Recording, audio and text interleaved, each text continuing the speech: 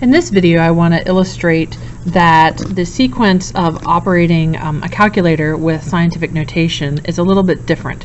And depending on what kind of calculator you have, if you have a Texas Instrument, as I have here on the right, versus a Casio, as I have here on the left, you're going to do different keystrokes.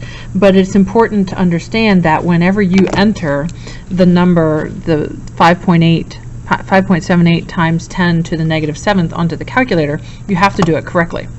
So if we are trying to enter this number, the 5.78 times 10 to the negative 7th, the key sequence that you're going to do is you're going to type in the 5, the point, the 7, and the 8. So 5.78, and then that whole times 10 part is a series of keys. So you are going to look for, on your calculator, you're going to look for 2 capital E's, you're going to look for 1 capital E, you might see EXP, and you might see an X times 10 to the, they might have an X like this. Okay, on this Texas Instrument, you're going to see the EE right here above the X to the negative 1. So in order to get that EE, you have to hit second in that button. So on this case, we're going to hit second, and then we're going to hit the EE. So second EE, and that put an E on our screen. And now we're going to type in the exponents. So in this case, it's negative 7. Now I could do some math with this. If I needed to multiply this by 2, I can just simply multiply it by 2 and I get a number.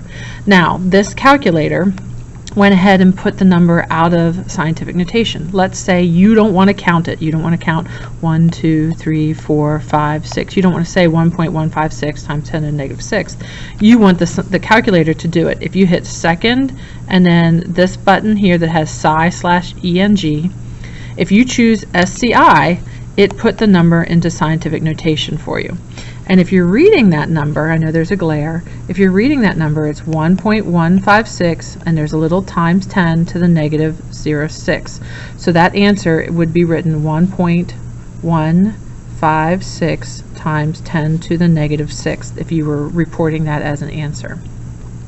Now, if you've done that on this calculator, every number, every answer is going to be in scientific notation. So you may want to go back and put it back on the flow so it'll change. Okay,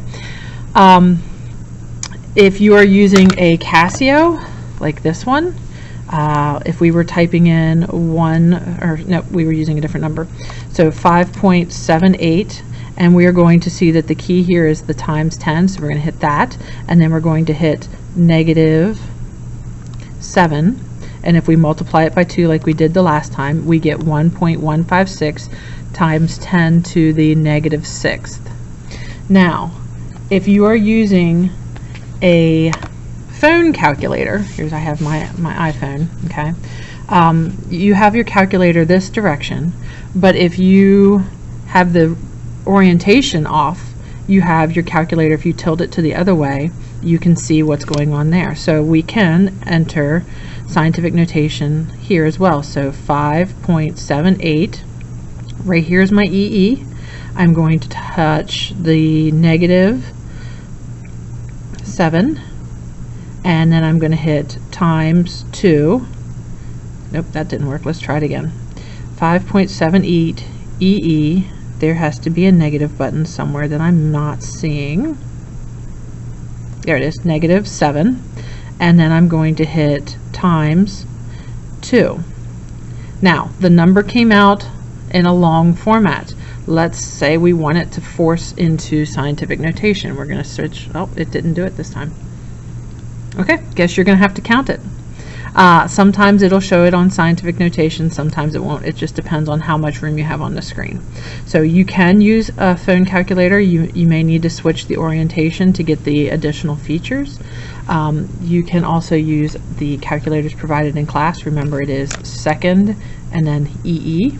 Or if you have a Casio, there is a button here on the bottom that will help you.